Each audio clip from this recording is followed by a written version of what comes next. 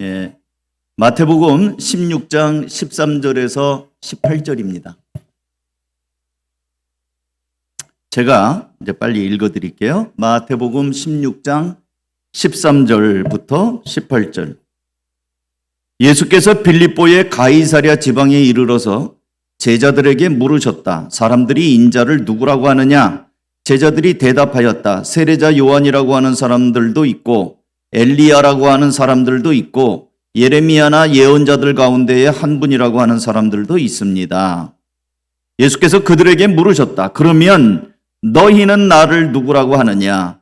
시몬 베드로가 대답하였다. 선생님은 살아계신 하나님의 아들 그리스도십니다. 예수께서 그에게 말씀하셨다. 시몬 바요나야, 너는 복이 있다. 너에게 이것을 알려주신 분은 사람이 아니라 하늘에 계신 나의 아버지시다. 나도 너에게 말한다. 너는 베드로다. 나는 이 반석 위에다가 내 교회를 세우겠다. 죽음의 문들이 그것을 이기지 못할 것이다. 아멘. 오늘 이 말씀은 제 설교 노트를 보니까 정확하게 5년 전 2019년 11월 3일 날이 주일이었어요. 그날 했던 설교입니다. 같은 본문이기 때문에 그날 설교했던 본문이에요. 같은 본문이기 때문에 5년 전과 달리 전혀 다른 말씀을 할 수는 없겠지만 오늘은 제가 이렇게 여러분하고 좀 시작을 하겠습니다. 여러분 오늘 11월 첫 주일날 예배하기 위해서 오셨는데 여러분이 믿는 예수님은 어떤 분이십니까? 이것은 각자가 생각하는 예수님이니까 얼마든지 사람마다 좀 다를 수 있을 겁니다. 그래서 한번 이제 짝을 지어서 잠깐 설교 중이지만 이야기를 하는 시간을 좀 갖도록 하겠습니다. 청소년들 한 줄씩 그렇게 얘기하면 여기도 한 줄씩 이렇게 혼자 앉아 있는 사람 바로 뒤에 사람하고 얘기 한번 해보세요. 우리 장호진 뒤로 가세요. 뒤로 가서 다승이하고 희성이 옆에 앉아가지고 둘이 앉은 분은 둘씩, 그 다음에 셋이 있는 데는 셋씩, 4명이 앉은 분은 둘 이렇게 해가지고 한번 나는 예수님을 이런 분이라고 생각합니다 하고 한번 서로 한 1분 동안 얘기를 합니다. 30초씩. 오래 생각할 것 없잖아요. 나는 예수님을 이런 분이라고 생각합니다. 한번 얘기해 보세요. 우리 황진호 성도님도 한번 아들에게, 자, 그리고 무선 마이크 좀 갖고 오세요. 무선 마이크 갖고 와서 제가 몇 분 랜덤으로 찍겠습니다. 우리 방송실 무선 마이크 좀 한 4개 갖고 오세요. 갖고 와서, 자, 누가 한 사람 저를 도와주세요. 자, 나는 예수님을 이런 분으로 생각합니다. 나는 예수님은 나의 이런 분입니다. 자, 이제 한번 얘기를 해보세요. 30초씩 한번 얘기를 해보세요. 아무 얘기나 좋습니다. 본인이 생각하는 거 얘기하면 돼요. 자, 난 뭔지 모르겠다. 난 얘기하기 싫다. 노 코멘트 그런 분은 안 돼요. 다 얘기해야 돼. 여기 오신 분들은 오늘 다 세례도 받고 성찬식도 하고 예수님 믿겠다고 온 거잖아요. 나는 예수님을 어떤 분으로 생각한다. 자, 이제 마이크를 제가 랜덤으로, 또 설교 시간 다 써버리면 안 되니까 랜덤으로 드릴게요. 누가 좀 나와서 좀 도와줘요. 저쪽 뒤에. 자, 우리 마이크 이쪽에 주은이한테 하나 주세요. 주은이. 아직은 얘기하지 마시고 주은이가 얘기하고, 그 다음에 또 이쪽에는 저기 마이크를 까만 마스크 쓴 우리 강성호 성도님한테 하나 주시고요. 이쪽에는 마이크를 저쪽 뒤에 누구한테 드릴까? 가슴이 두근만 하죠. 나 시키면 어떡할까 하고요. 저기 뒤에 우리 교회 나온 지 얼마 안 돼갖고 새가족 등록한 지 얼마 안 된 이병익 성도님에게 한번 드려보시고요. 마이크 우리 4개죠. 이쪽 줄에는 우리 신혜한테 한번 줘보세요. 자, 그러면 자, 이제 발표합니다. 나는 예수님을 누구라고 생각하고 내 옆 사람은 뭐라고 얘기했다. 자, 우리 주은이는 예수님이 어떤 분이에요? 청소년. 예. 저를 도와주시는 분이라고 생각합니다. 저를 도와줘. 시연이는 뭐라고 얘기했나요? 시연이는 용서?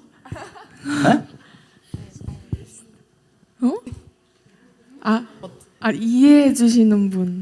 저를 도와주시는 분이라고 주은이 얘기했고 시연이는 이해해 주시는 분이라고 얘기했대요. 좋아요. 이쪽에 우리 강성호 성도님 마이크. 예수님은 어떤 분인가요? 마이크를 대고 얘기하세요. 방송실 잘 되도록 옆에서 잘 도와주세요. 예?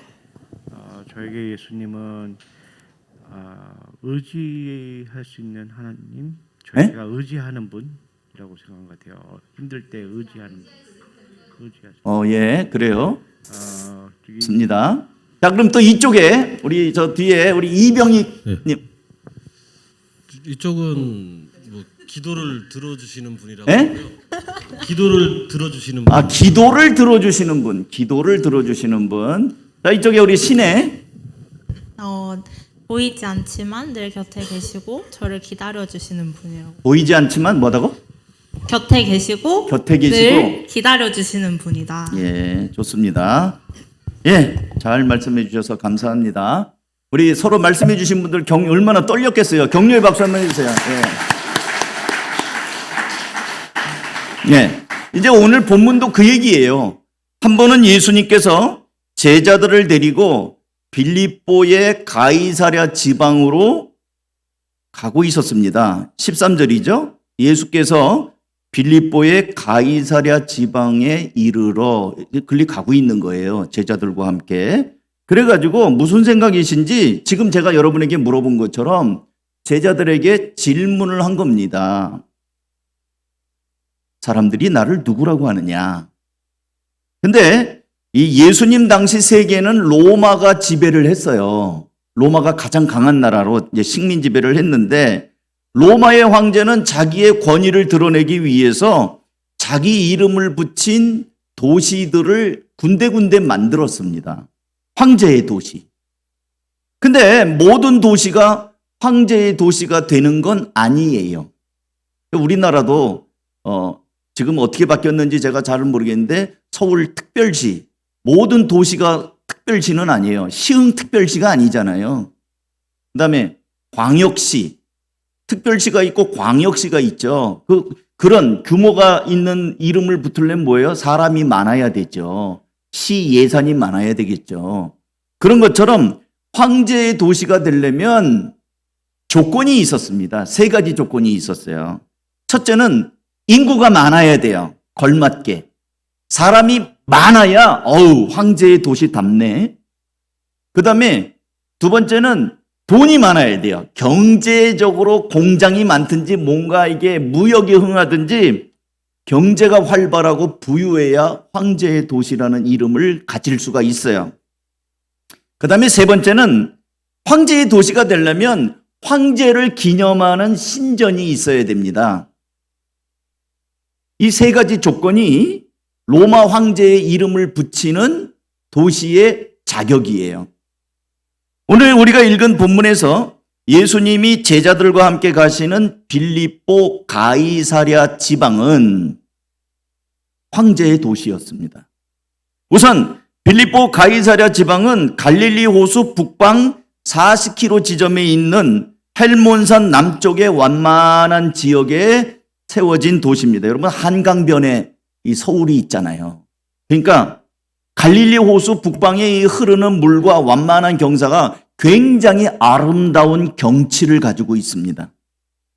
그리고 희한하게도 이 도시는 빌립보 가이사랴 두 사람의 왕의 이름이 들어 있습니다. 빌립보는 유대왕 헤롯 빌립의 이름이에요. 유대왕, 로마 식민지 아래 있지만 유대왕, 왕의 이름이 빌립이거든요. 그러니까 빌립이 이 도시를 만들면서 이 도시를 빌립 도시라고 하겠다. 그래서 빌립보라고 한 거예요.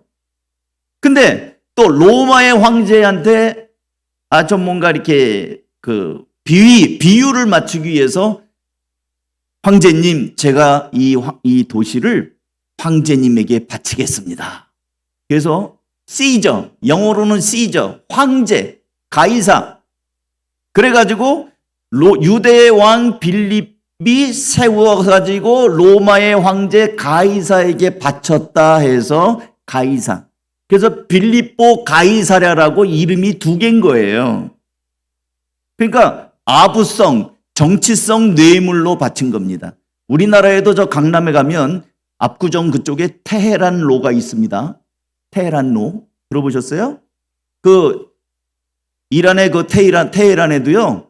그 우리나라 압구정 로데오 거리가 있어요. 서로가 중동 건설 이렇게 할 때 서로 도시의 거리 이름을 맞바꿨어요.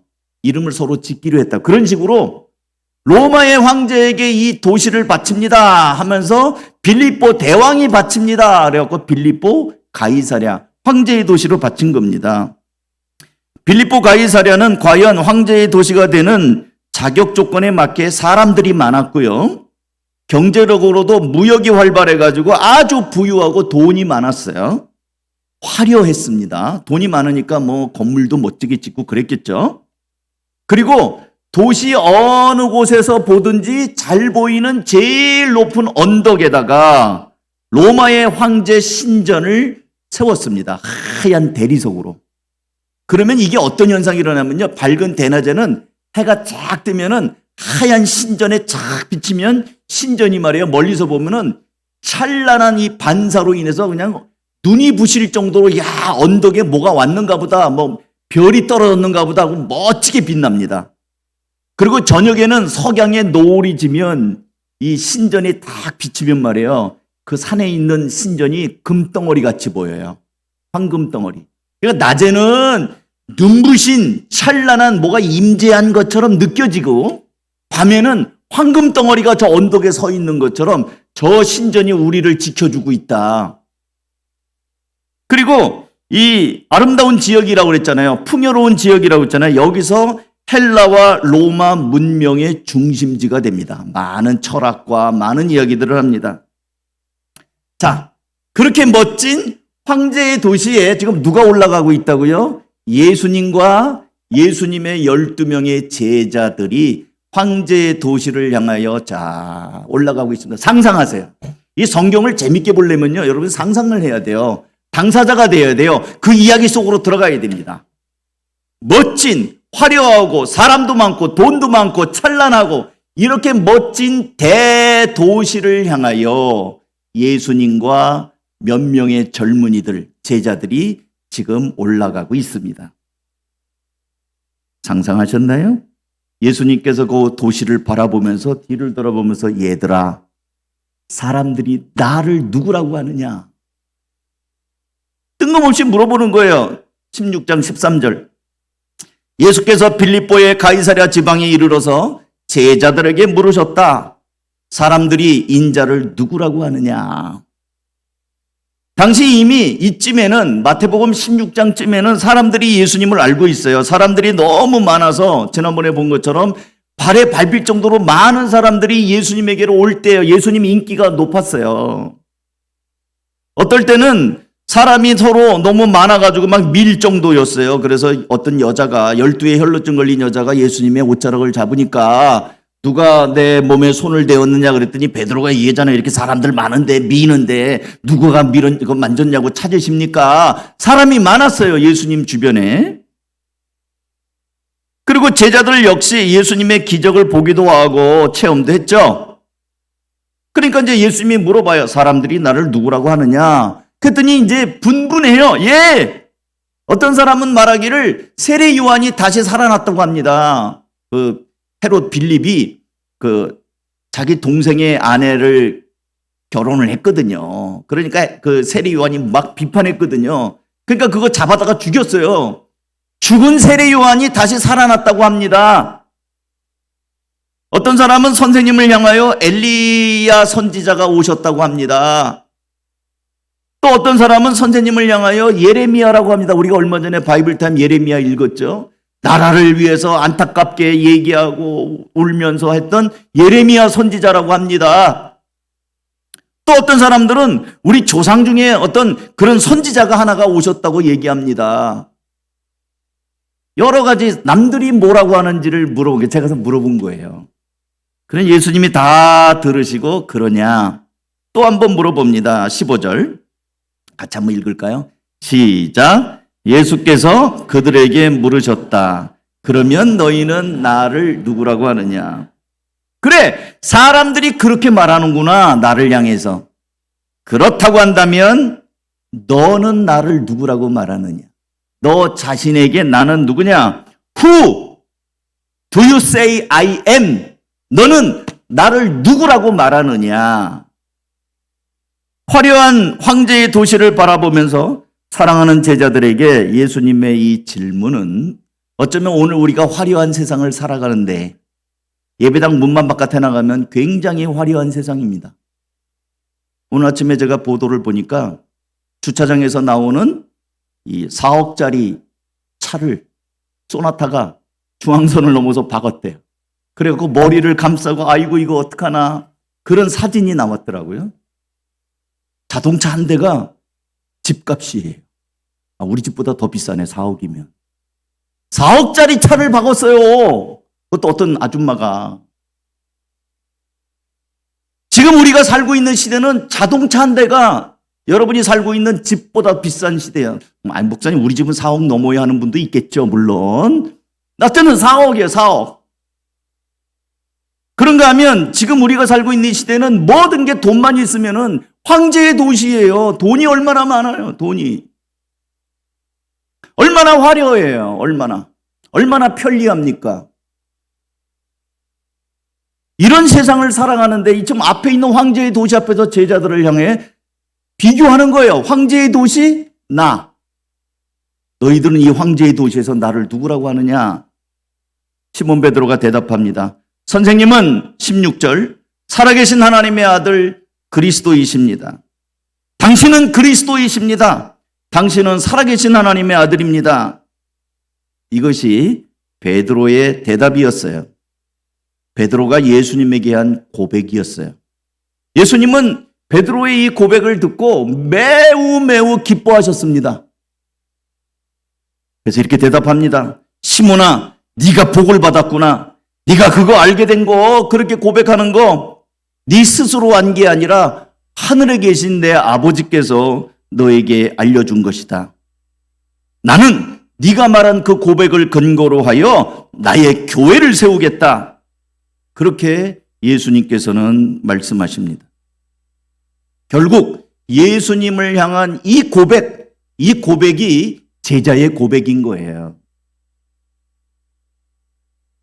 그리스도란 말은 기름 부음 받은 자란 말이죠. 구원자란 말입니다. 구세주란 말입니다. 주님, 많은 사람이 그러는데 나사렛 예수는 이 세상에 구원자로 오셨다고 그럽니다. 그 말이 아니에요. 다른 사람이 그렇게 말합니다. 그거 대신 리포트 해준 말이 아니에요. 예수님과 나와의 개인적인 관계를 가지고 주님, 당신은 그리스도입니다. 나의 구원자입니다. 라고 고백하는 거예요. 이 황제의 도시에서 내가 믿고 따를 사람은 이 화려한 황제가 아니고 오직 예수 그리스도 당신만이 나의 주님이요 나의 하나님입니다. 라는 고백이에요. 예수님, 당신은 누가 뭐라든지 온 세상이 아니라고 하여도 나는 주님이 나의 구주이십니다. 이 고백을 하는 거예요. 그래서 예수님께서는 베드로에게 축복하기를 네가 복을 받았구나. 요한의 아들 시몬아, 네가 복이 있다. 너 복을 받았구나. 복 받은 게 뭐예요? 예수님을 주님으로 고백하는 사람. 아무나 고백하지 않아요. 아무나 고백 못합니다. 다시 한번 묻겠습니다. 아까 제가 마이크를 드리면서 물었는데 예수님은 나와 함께 하시는 분, 나를 도와주시는 분, 나의 기도를 응답해 주시는 분, 좋습니다. 자동차가 있어요. 자동차. 사이드미러가 너무 멋있습니다. 이 핸들은 이태리제 수입 가죽으로 이 핸들을 볼을 싼 겁니다. 이 자동차 시트는 송아지 가죽으로 만들었습니다. 멋지지요? 멋져요. 그러나 그 자동차가 갈 수 있게 만드는 건 엔진이에요. 가지 않는 자동차의 뭐 사이드 미러가 얼마나 멋진지, 핸들 카바가 얼마나 멋있는지, 소파처럼 푹신푹신한 쿠션이 있는 그런 의자가 어떤지, 예수님을 향해서도 우리가 고백하는데 맞아요. 다 맞는 말이에요. 그 자동차를 멋지게 정말 고급스럽게 만드는 것들 맞아요. 그러나 정말 핵심되는 것은 이 차의 엔진은 몇 마력이고 이 차의 엔진은 얼마나 견고하고 얼마나 잘 달릴 수 있는지, 자동차의 심장은 엔진 아니겠습니까?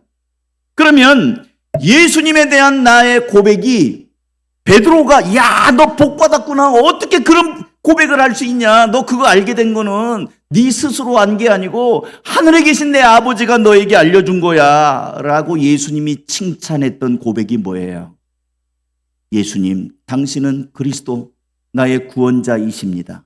당신은 하나님의 아들이십니다. 이 고백이에요. 사랑하는 성도 여러분, 오늘 성찬식은 그 하나님의 아들이신 예수님이 나를 위하여 십자가에 못 박혀 죽으시면서 몸을 찢기시고 피를 쏟아서 내 죄를 다 대속하는, 그걸 기념하는 의식입니다. 아니, 목사님 그건 다 알죠. 기본으로 다 알고요. 아까 얘기한 거는 좀 뭔가 또 이렇게 또 새로운 얘기를 한 겁니다. 좋아요. 제발 좀 그랬으면 좋겠어요. 여러분 모두가 예수님을 나의 구주로 고백하는 기본적인 고백을 먼저 하시고, 그 다음에 날마다 내 삶 속에 함께 하시는, 도와주시는 분, 들어주시는 분, 응답해 주시는 분, 그런 분으로 풍성하게 고백을 했으면 좋겠어요. 우리가 눈사람 만들 때 작은 돌멩이나 한 주먹 뭉친 거 가지고 굴리지 않습니까? 핵심은 예수 그리스도는 나의 구원자, 예수 그리스도는 나의 죄를 위해서 오신 그리스도, 하나님의 아들이십니다. 이 고백에다가, 이건 변하지 말아야 돼요. 이 고백에다가 하나씩 하나씩 살아가면서 여러분의 간증이 보태지고, 여러분의 감사가 보태지고, 여러분의 어떤 신앙 고백에 풍성함이 있는 것은 오케이. 그러나 그거 없이 예수님에 대한 고백이 분명하지 않은 상태에서 막연하게, 그 뭐 부처님도 좋은 분이에요.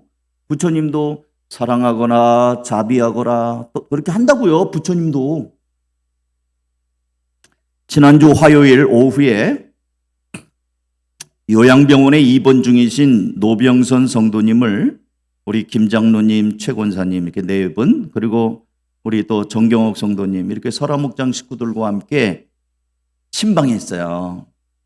이미 연세가 90을 바라보고 계시고 노안 중이시기 때문에 병원에 입원해 있어서 폐에 물 빼고 또 요양봉으로 옮겨갔으니까 제 마음에 언제 또 뵐 수 있을까, 그런 자꾸 마음이 걸려서 두 번째, 처음엔 제가 1대1로 맞교대로 해갖고 그 병실에 들어갔고, 이번에는 한 6명까지 된다고 해가지고 신방을 갔습니다.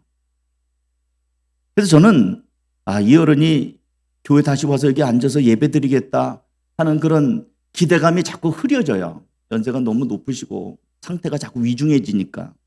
그래서 내가 가야 되겠다. 목사가 직접 찾아가서 말씀 전하고 기도해 드려야 되겠다. 근데 제가 저에게 부탁을 하는 거예요. 따님이. 아버님이 구원의 확신을 분명히 갖고 천국 소망을 가질 수 있도록 목사님 기도 좀 해주세요. 그래서 제가 가면서도 기도하고 그 새벽에도 기도하고 마음 준비도 하고. 근데 노인들은 또 선망이 있어요. 선망. 뭔가 이렇게 환영 같은 게 있잖아요. 그래서 하나님 앞에 이 어른을 꼭 붙잡아 달라고 그렇게 마음으로 기도하고 갔어요. 노병선 성도님이 누워 계셨어요. 우리 일행을 알아보고 반가워하셨습니다. 저는 이제 잠시 인사 후에 이 면회 시간이 또 정해져 있고 또 들어가셔야 되고 그러니까 마음이 급하잖아요. 그래서 하나씩 제가 물어봤어요. 노병선 성도님, 인간은 여러분에게 해당된다고 들으세요. 인간은 누구나 죄인입니다. 이것 인정하십니까? 여러분 인정하세요? 아멘. 예 하고 대답하셨어요. 또 물었습니다. 행여나 안 들릴까봐, 마스크를 써서 잘 안 들릴까봐 제가 또 또박또박, 노병선 성도님도 하나님 앞에 죄인입니다. 인정하십니까? 예, 그랬어요.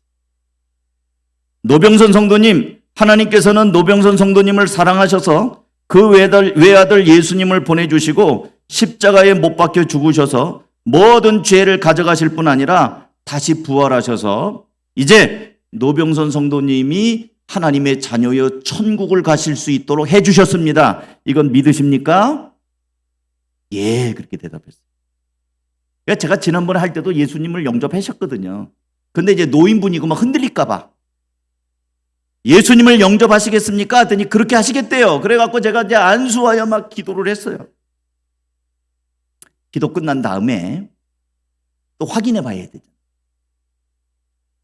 노병선 성도님, 이제 하나님이 부르셔서 세상을 떠나시면 어디로 가십니까?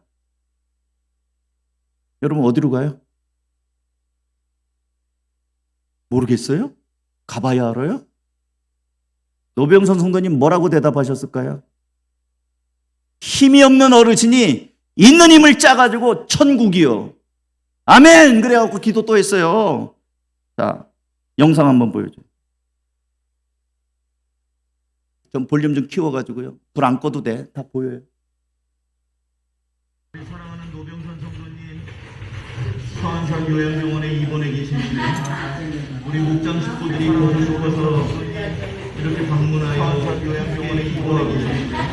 함께 하나님의 나라의 말씀을 나누게 하시니 감사합니다. 노병선 부모와 예수님 주님으로 영접하고 하나님의 나라의 말씀을 나누게 있다고 분명히 말씀하셨사오니 흔들리지 않게 하시고 영접하고 그 마음을 흔드는 오고 계시는 마음을 떠나가게 하시고 끝까지 예수를 의지하며 하나님 마음에 또 소망할 수 있게 하여 주시옵소서.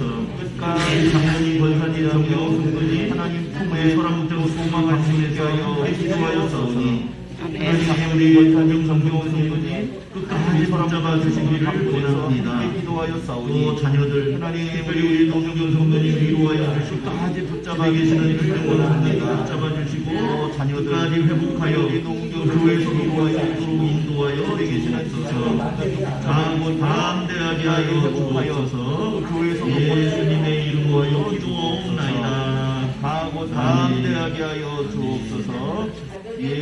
그리고 제가 물어봤거든요. 그건 안 찍으셨네요. 분명히 대답을 하셨어요. 사랑하는 성도 여러분, 오늘 예수님께서는 온 인류를 향하여 아직도 숨쉬며 땅에 발딛고 있는 사람들을 향하여 베드로가 빌립보 가이사랴가 눈앞에 펼쳐진 길 한복판에서 예수님을 향하여 고백했던 것처럼 주님, 당신은 그리스도요 살아계신 하나님의 아들입니다. 이 고백을 예수님께서는 기다리고 계십니다. 이제 영상은 바꿔도 괜찮아요. 사랑하는 성도 여러분, 앞서 우리가 처음에 이렇게 가볍게 얘기했던 것처럼 이 세상에 있는 사람들도 예수님을 향해서 다양하게 얘기합니다. 예수님은 4대 성인, 소크라테스, 공자, 석가모니, 예수, 이 4명 중에 4대 성인 중에 하나다 이렇게 생각하는 사람도 있고요. 어떤 사람은 예수가 십자가에 못 박혀 죽었으니까 실패한 정치운동가다, 혁명가다 이렇게 얘기하는 사람도 있고요. 어떤 사람은 예수는 훌륭한 도덕 선생이다, 각색으로 이렇게 대답을 합니다. 말합니다. 그러나 예수님은 우리에게 분명하게 묻습니다. 너희는 나를 누구라고 하느냐? 내가 너에게는 누구냐? 아까 우리는 나름대로 대답을 했죠. 그런데 이제는 다시 한번 확인합니다. 이제는 그 대답 말고요. 여러분의 마음 깊은 곳에 핵심되는 대답. 15절입니다. 예수께서 그들에게 물으셨다. 그러면 너희는 나를 누구라고 하느냐? 세상은 그렇다고 치고 너희는 나를 누구라고 하느냐? 시몬 베드로가 대답하였다. 선생님은 살아계신 하나님의 아들 그리스도십니다. 예수께서 그에게 말씀하셨다. 시몬 바요나야, 너는 복이 있다. 이게 복이 있는 거예요. 복이 뭐냐? 예수님을 고백하는 게 복이에요. 돈 아무리 많이 벌어도 예수가 나의 주님인 걸 모르면 그거 복된 게 아니라는 거죠. 너에게 이것을 알려주신 분은 사람이 아니라 하늘에 계신 나의 아버지다. 하나님이 알려주셔야 되는 거예요. 사랑하는 성도 여러분, 저는 오늘 이 성찬 예식을 통해서 여러분들이 베드로가 고백했던 것처럼 예수님, 당신은 그리스도이십니다. 당신은 살아계신 하나님의 아들입니다. 이 고백이 11월 새롭게 가지시기를 바랍니다. 근데 여러분 가운데 만약에 목사님 그래도 잘 안 믿어져요 하는 분도 있을 수 있어요. 믿음은 억지가 아니거든요. 믿음은 강요가 아니에요. 왜냐하면 베드로도 너가 이렇게 고백한 건 하나님이 알려주셨다고 그랬잖아요. 그러니까 여러분, 저 목사님 전 예수님이 잘 안 믿어져요. 그런 분들이 있을 수 있어요. 그러면 오늘 주님 앞에 기도하세요. 이렇게, 예수님, 당신은 누구십니까? 우리 목사님을 통해서 당신이 누구인지 내 들었습니다. 우리 어떤 집사님을 통해서 당신이 누구인지는 여러 차례 들었습니다. 알겠습니다. 그런데 잘 믿어지지 않습니다. 예수님, 당신은 누구십니까? 만약에 계시다면 나를 좀 만나주세요. 우리 청소년들, 청년들 중에도 한창 이 비판적인 생각이 많고 세상 것들이 많이 있기 때문에 잘 믿어지지 않을 수 있다고요. 그러면 억지로 덮어놓고 믿어라, 먹어 하고 막 제가 무견을 두지 아니에요. 여러분이 인격적으로 주님 정말 계십니까? 살아계십니까? 내가 좀 정말 사실입니까? 많은 사람들이 예수님을 믿는다고 하다가 돌에 맞아도 죽기도 하고 이래도 죽기도 하고 베드로는 거꾸로 순교했거든요. 그럼 뭐가 있긴 있는 것 같은데 내가 잘 안 믿어집니다. 주님 누구십니까? 나도 주님을 좀 알고 싶습니다. 그렇게 기도하세요. 어쩌면은 여러분의 체험이 안 될 수도 있어요. 그러면서 주님 알고 싶습니다. 그런 마음을 계속 붙잡고 간절한 마음을 놓치지 마세요. 그러면 주님께서는 다양한 경로로 내가 살아있다, 내가 널 사랑한다, 그것을 보여주실 것입니다. 뿐만 아니라 여러분들 가운데 예수님을 믿긴 믿지만 교회를 오래 다니긴 했지만 뜨뜻 미지근한 사람이 있다고 한다면 오늘 다시 한번 성찬 예식을 통해 다시 한번 여러분 참여하면서 주님 앞에 그동안 너무 내가 세상살이에 바빠서 주님에 대한 고백이 흐려지진 않았는가, 다시 한번 주님의 그 첫사랑을 경험하는 시간 되게 해달라고 그렇게 마음을 열고 나아가는 시간이 되기를 바랍니다. 기도하겠습니다.